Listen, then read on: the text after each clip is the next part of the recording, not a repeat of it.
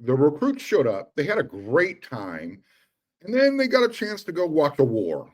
Watch USC battle Michigan State, Trojans versus the Spartans in a basketball game.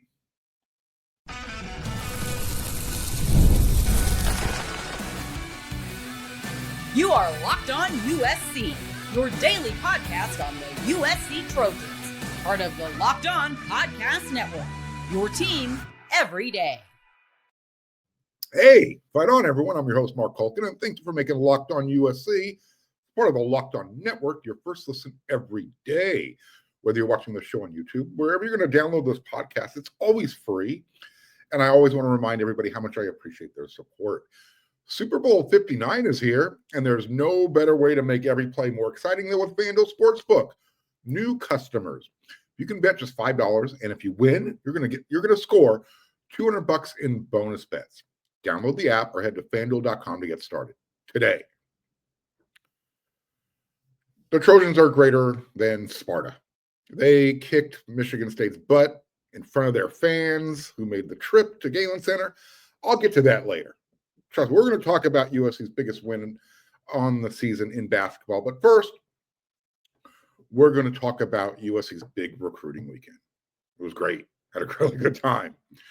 On Saturday, USC hosted a bunch of football recruits. It was USC's junior day, first one of the year in February. And they did things the right way. I'm going to get to that in the second segment. It was first class.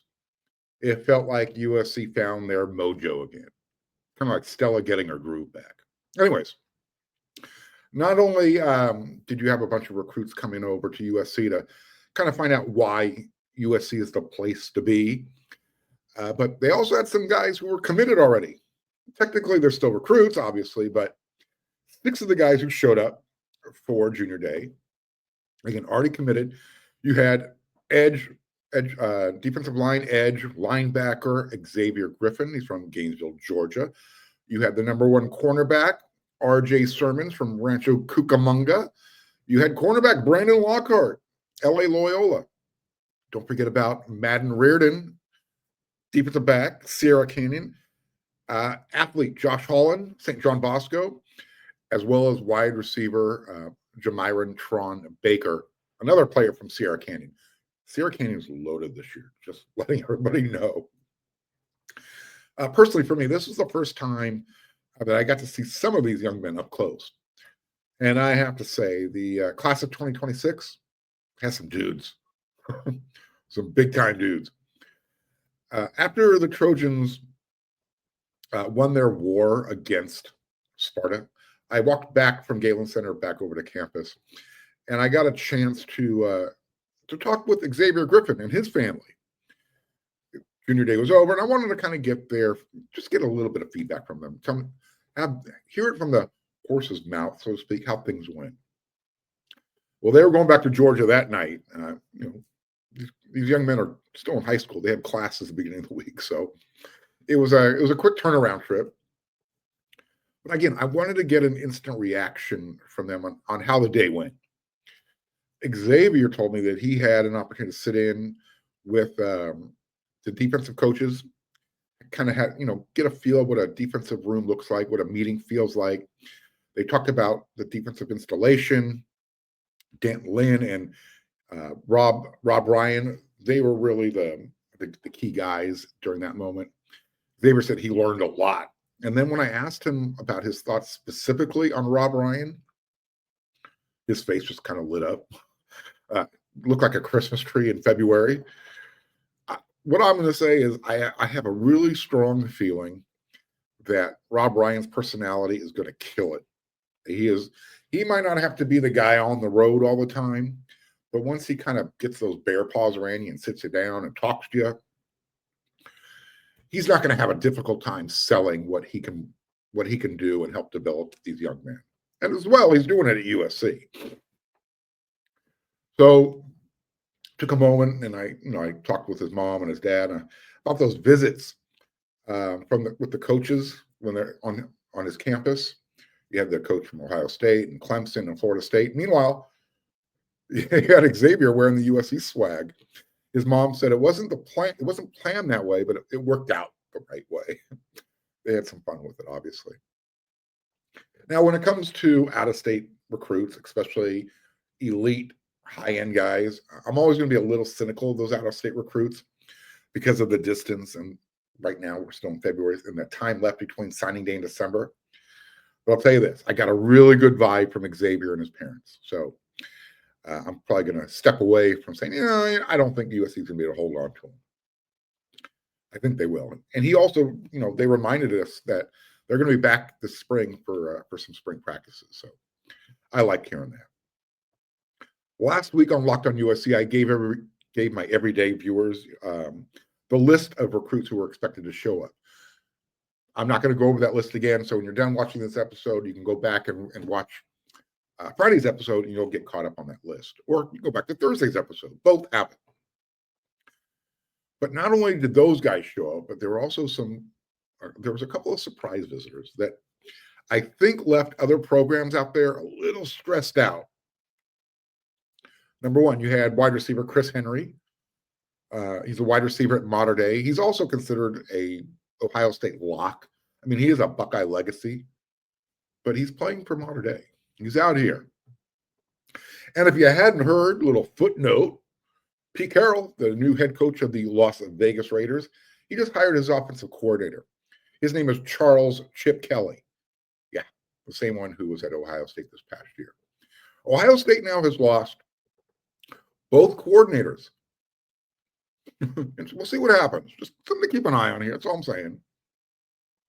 But I can see Pete Carroll helping out USC behind the scenes doing this. What about Oregon? They saw two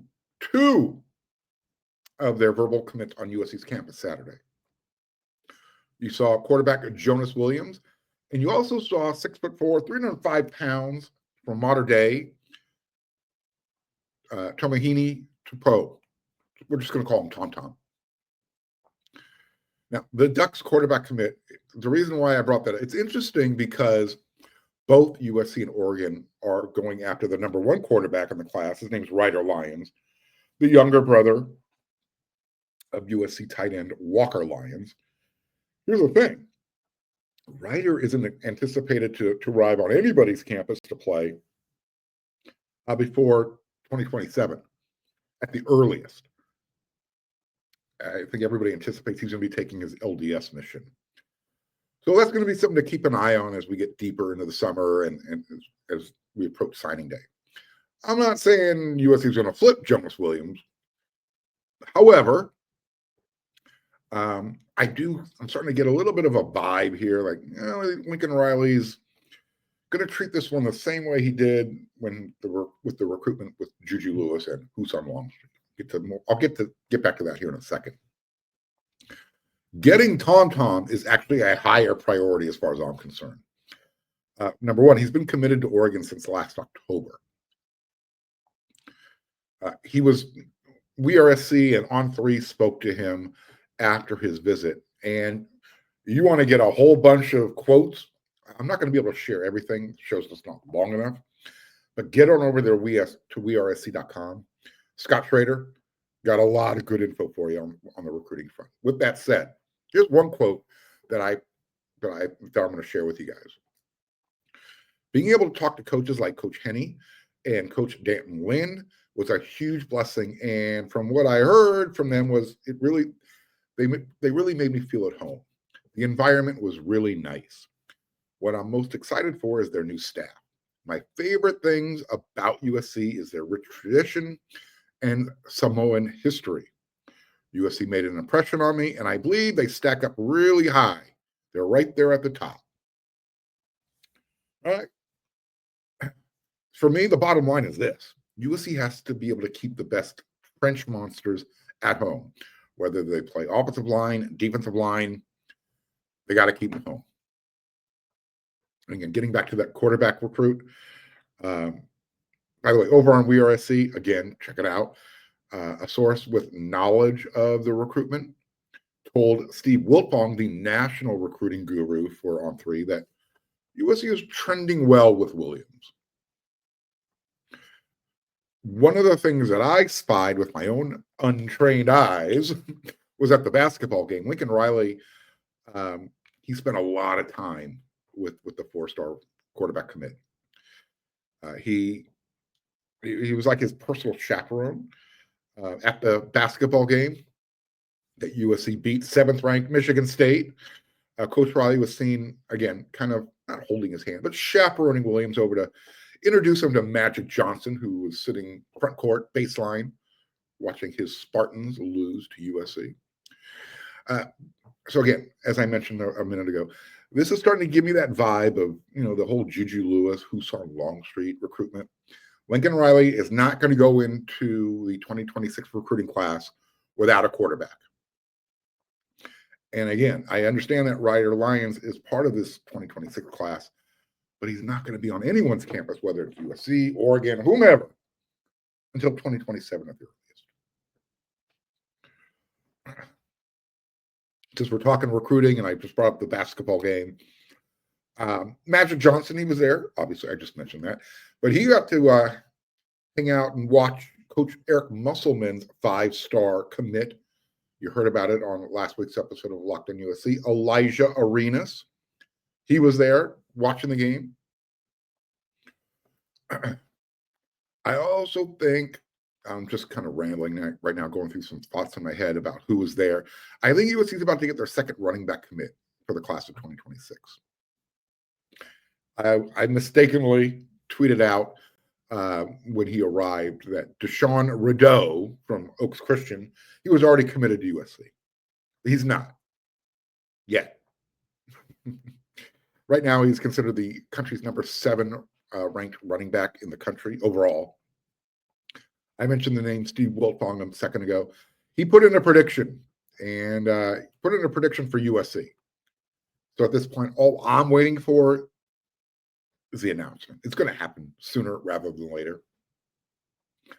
I told you going into the weekend, I thought that, I really felt that USC was going to get a verbal or two coming out of Junior Day. But as I'm doing this show, producing this episode of Locked on USC, nothing's happened as of yet. But again, we'll see what happens. I won't be shocked if this week a couple of them say something. And then finally, if you follow this show, I don't get too involved with recruits who are at least 2 years away. I like to focus on the class at hand. And it's only because I have too much trouble just staying, current with this next class. Don't give me sophomores about to be juniors. It's information overload for me. Can't handle it. But there is one player from the class of 2027 who was on USC's campus for Junior Day. And this is the guy USC has to keep home. His name is Duvet Williams. He plays for Gardena Sarah. One source said, Mark, this kid is a bigger version of Adoree Jackson. Size-wise, I agree. But when he said a version of Adoree Jackson, I said, all right, well, that's a pretty good player who played at Sarah and who went on to play really well at USC and have a fantastic NFL career. The reason why they said Adoree Jackson is Duvet plays on both sides of the ball. And the plan is at USC to do the same. So we'll see what happens. But that's a name to remember. I'm going to be talking more about USC's Junior Day throughout the week on these episodes of Locked on USC. But again, I just want to kind of get you my instant reaction from what I saw, talk about a couple players, and I'll talk about more as we go along this week. And obviously, if any of those visitors turn into commits. I got more we're going to talk about from Junior Day and how USC did it. That's coming up in the next segment.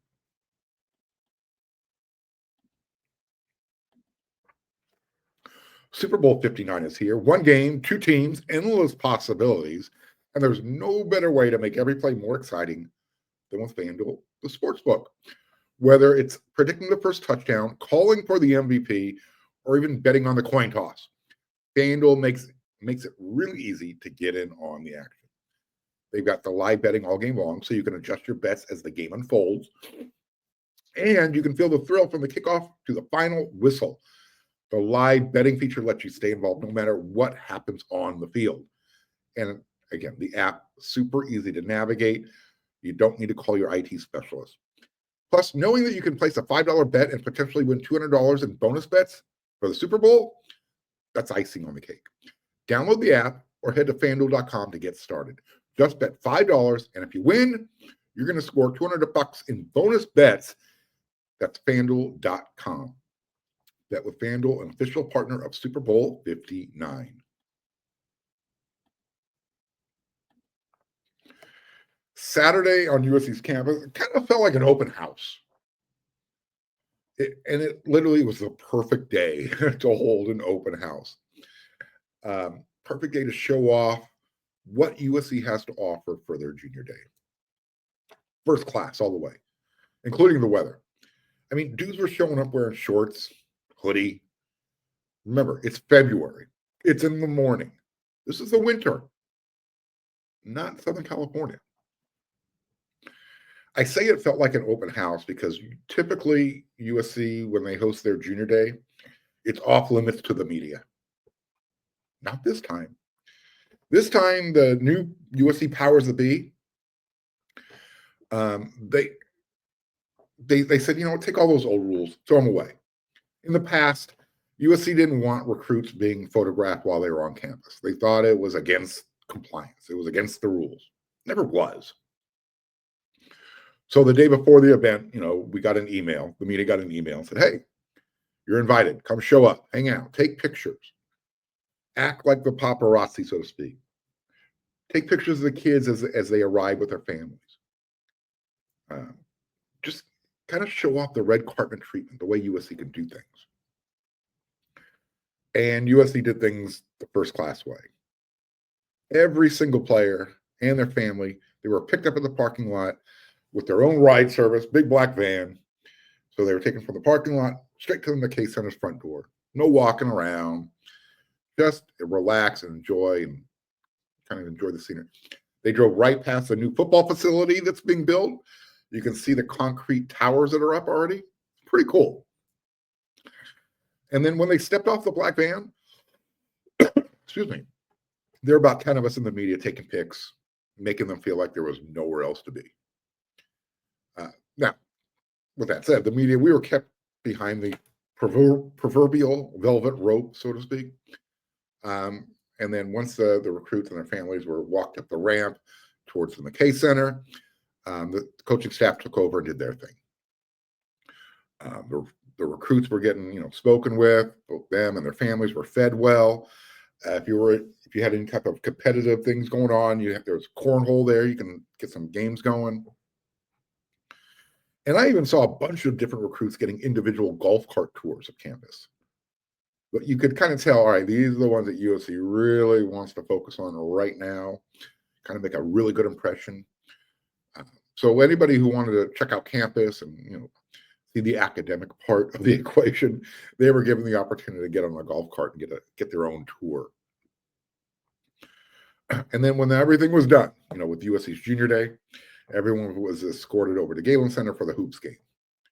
Again, it was first class. There was nothing flashy, though, on Saturday. But it covered everything, and they made everyone feel welcome. And that was what was really important. Excuse me. USC talks about the Trojan family all the time. There was a heavy influence of local recruits at junior day. And so making everyone feel welcome, especially those local kids and their families, muy importante. On a professional level, from my perspective, I love the fact that USC opened up a little bit. They loosened up their policy about taking pics of, recruits when they're on campus. Essentially, they just don't want us posing the kids in front of different things, making it look posed. In other words, don't take them over to the Wild Bunch statue and say, hey, stand there and do this. Number one, you couldn't do that because they're doing some sort of facelift in front of Heritage Hall right now, so the Wild Bunch statue was kind of off limits anyways, but you get my point. Plus, as an added bonus, while we're there taking pics of the recruits and their families that are showing up, we got to see some cameo shots, or cameo appearances, I guess I should say, of the guys who are already on the team, on the roster, enrolled in class, going to winter conditioning sessions, working out. New guys like Jakeem Thanos Stewart, Floyd Boucard. They were hanging out together. Anthony Lucas, Jaden Mayaba, Elijah Page. They were riding around on scooters. By the way, if you follow my X account, Twitter, I was posting pics left and right, so you can go check it out. I probably should have slowed down a little bit, though. I tweeted out one message. I think I said it earlier, Deshaun Rideau as a commit. He's not committed yet. I took a pic of Jakeem Stewart and Floyd Boucard together, and I said it was Thanos and Ja Jarrett. Later on, I got a text from one of the coaches on staff correcting me. I said, no, that's Floyd Boucard. Literally at that moment, I was like, all right, I feel like a player who just messed up in practice, and I'm hearing it, do it again. I think there's going to be more opportunities for USC to show off their house and do things the way they did it this past weekend. At least I hope so.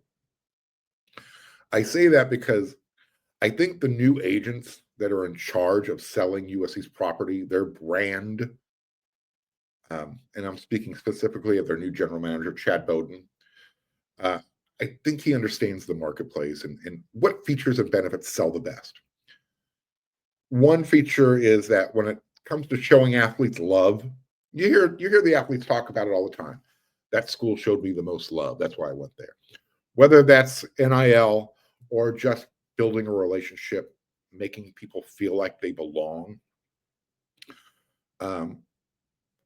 Young recruits, they love to be spotted. Right? They love to be seen.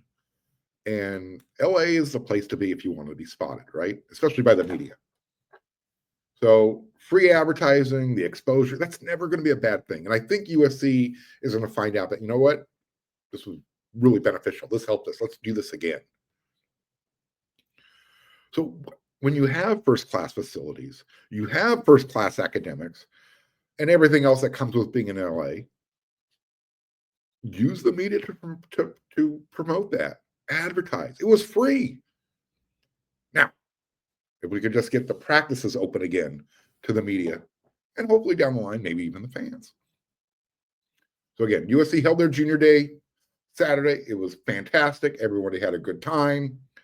They got to go watch USC beat Michigan State in basketball. We're going to talk about it next in the final segment here.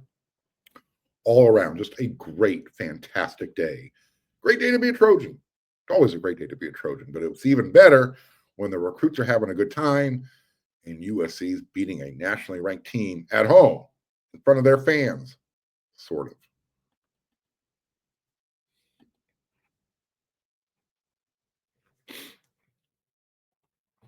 So Desmond Claude, USC's point guard, he scored 19 points. Wesley Yates III added 15 points. And yep, USC upset number 7 ranked Michigan State 70-64 Saturday afternoon. That snapped the Spartans' 13-game winning streak. By the way, that winning streak extends all the way back to November 2024. Yeah, they had not lost in a really long time. And USC led from the tip-off to the final buzzer. It was beautiful to watch. In fact, USC raced out to a 22-7 lead. It was USC's first win against a top 10 team. You got to go back to them beating Arizona last year when the Wildcats were ranked number 5 in the country. Don't forget, earlier in the year, USC beat 13th ranked Illinois on the road. And when you add in this win, I think USC's postseason chances have gone up. There's still time. I know nobody thinks they can get it done. I disagree. I've already been on record saying this team's going to win 20 games this year. This win might propel them to that. There's still 10 games left. And I believe they're 13-8 right now. Not many gave USC a chance to beat the Big Ten leading Michigan State Spartans. Again, they were undefeated in conference play. They hadn't lost since November. They'd won 13 in a row. They're a pretty good team. But it happened. And the dagger was when USC, they led 65-61. Michigan State was trying to make it a one-possession game. There was less than a minute to go. USC's defense stepped up. There was a shot clock violation. So baseline out of bounds. USC, I believe it was St. Thomas, who was the inbounder. He threw a deep pass over the middle of the court. And Wesley Yates looked like Makai Lemon, grabbed it, took 2 steps, slam dunk, dagger, game over. Yeah, as long as USC made their free throws down the stretch. And they did this time. They did not have a repeat performance like they did against UCLA, where they should have won that game as well. So as I mentioned, the Spartans, they hadn't lost since November, undefeated in Big Ten conference play. And at the end of the game, both coaches spoke to the media. Both coaches also agreed that the Trojans were the more physical team.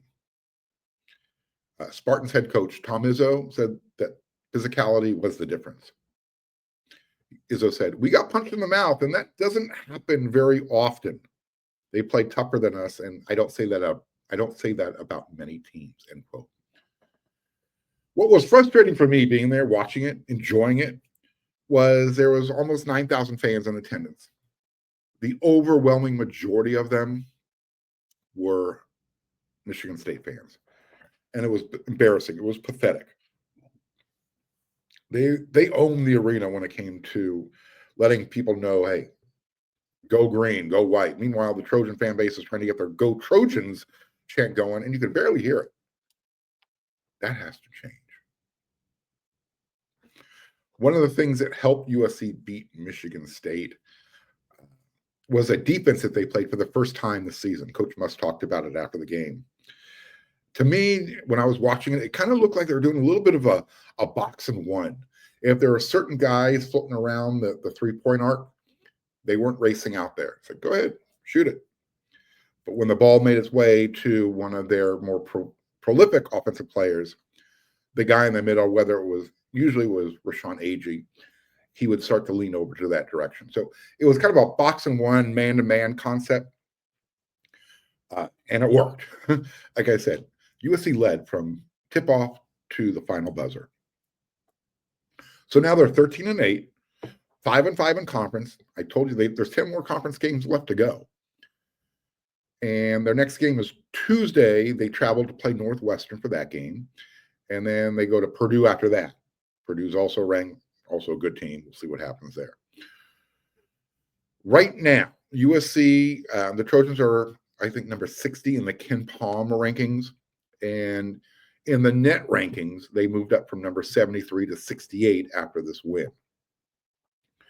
I love Coach Muss. He likes to go on rants, and he hates the computers almost as much as I do, and probably you do. He called the Ken Palm rankings, quote, a joke. And he had this epic rant at the end of the presser. He said this: a computer doesn't understand basketball, so how's the computer deciding who should be in the tournament? It's unfathomable. It doesn't happen in any other walk of life, to my knowledge. And if it does, I'd love to know what it is. But that doesn't make any sense to schedule. And college basketball is about development. How are you supposed to develop younger players if you beat teams by 30 and that has something to do with your resume at the end of the year? It doesn't even make sense. It's college basketball. This is why I know why Coach Muss is the right guy. He sees the bigger picture. Yeah, getting to the tournament's important, but so is developing the players you're recruiting, making them better players, so your team is better at the end of the season. So Coach Muss continued his point about college basketball, the development process of it, and it's not about building resumes. And because when you're trying to build your resume, sometimes it comes at the detriment to developing players. He said this, quote, it's about developing. You get young players. How do they get an opportunity? It affects the way you substitute. It affects the way you develop players. But no one wants to talk about it because basketball is run by people who've been doing it this way for a really long time. You call a timeout, you advance the ball. It's better for basketball, but some guys don't want to do that because that would put pressure on you. It's really hard to coach that way. So that's my rant on college basketball. Here's my rant. The fans better start showing up because, as I said, it was embarrassing. It was pathetic to see so many fans chanting, go green, go white. It felt like you were playing the game in East Lansing. Coach Muss even talked about it after the game. He showed appreciation for the student section, but he'd like to see more of the USC fans showing up, giving the support. You got to do it, guys. If you're going to, and I warned about this when USC joined the conference, I said, this is going to happen. Watch. USC fans are going to learn what it's all about to be a quote unquote fanatic. I mean, the Michigan State alumni, and I get it, there's a big group of people who live in Southern California. They were flocking to campus 2 hours before the game. They had rented out some sort of hall or a room. I'll call it a tailgate experience, but just to get together and show that they were there to support their team. Michigan State, the players must have felt like they were back home in East Lansing. USC got the last laugh, and they were the loudest at the end of the game. Nevertheless, that can't happen anymore. And I think Coach Muss is starting to get a little frustrated with it. So USC fans, I know you think you're a football school only. You're not. You've got one of the top-rated women's teams in the country, and Coach Muss is building a really good program. He already got his first 5-star recruit, Elijah Arenas. He could have went to Arizona, which is a basketball school, and played where his father played. But instead, he developed that relationship, and he wants to be in LA. So, Trojan fans, get out there. Show everybody that you can appreciate, and you can also be a basketball fan. I'll be back with another episode of Locked on USC. We're already done. I'm going to continue to break down what happened at USC's Junior Day, talk more about the recruits, get some more feedback, and I'm going to bring it to you. So until then, everyone, you know what to do.